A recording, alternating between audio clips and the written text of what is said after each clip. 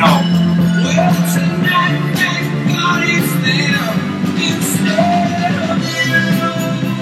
Oh yeah.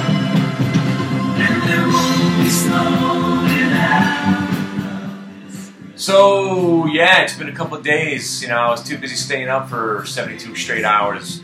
You know, watching Bitcoin.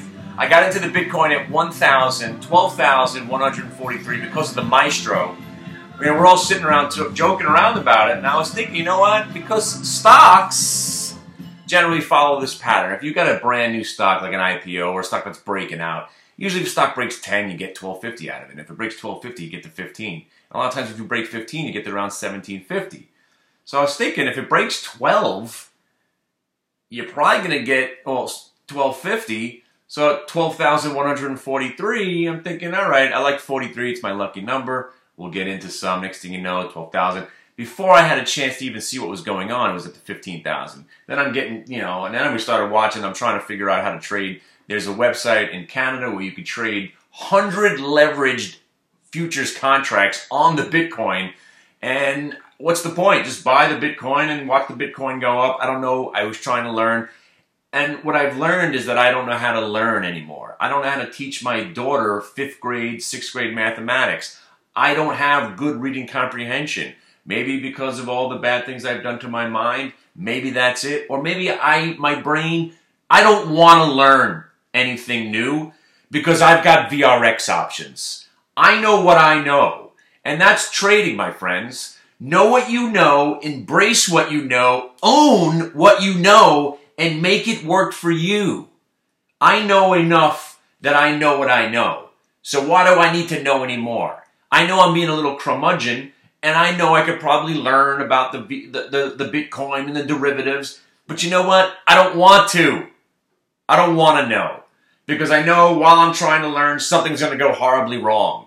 And this was a joke. I'm glad the Bitcoin went up after I bought the Bitcoin. I could say I made money in Bitcoin. But you know what? I should have taken all that money and sold my children into slavery, sold blood and sperm, not that anybody would want either one of those from me, but I should have done that, mortgaged my house, and bought some more VRX options. Why? Because this stock just did everything you want to see a stock do to make you want to buy it. Right to the point where it started running to that point where you thought you were chasing it and you had to check your ego and check your fear at the door and say, no, no, no, this is the breakout. So you didn't buy enough at $15.85 or $16.25, and you didn't get enough $17 calls when you wanted, or the 1750s or the 18s. This is the move. Do it now. And I said, screw it. You're right, Kenny. Listen to the voice in your head. And that's another thing. Sometimes people say the voice is in your head. Everything, the movies, the media, the fake media says, a lot of people say, a lot of people don't realize. A lot of people don't realize that the voice in your head could be the same part of what's happening in your mind. And the voice that you actually use, a lot of people don't realize, could be the wrong voice.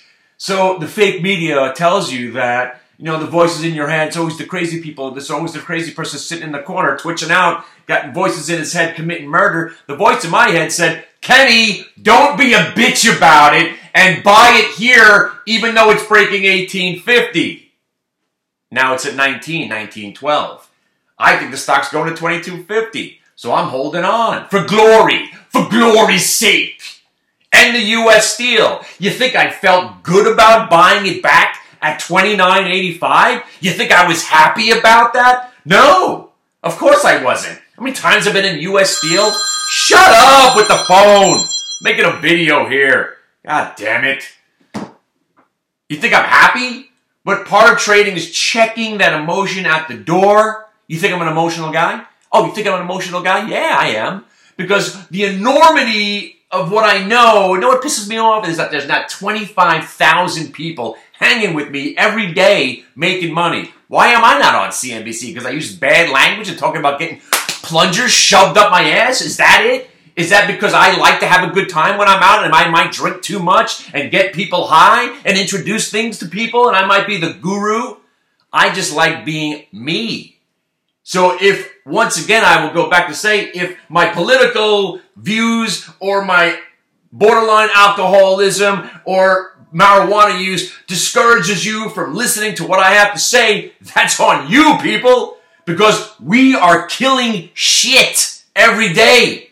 Banged in the VRX, whippity-wee-ha into the Twitter, slickety-slee-ha up in the U.S. Steel, diggity-ding-dang in the Diamonds, flip-flickety-flew-ha, the UVXY crashing again. Things are happening.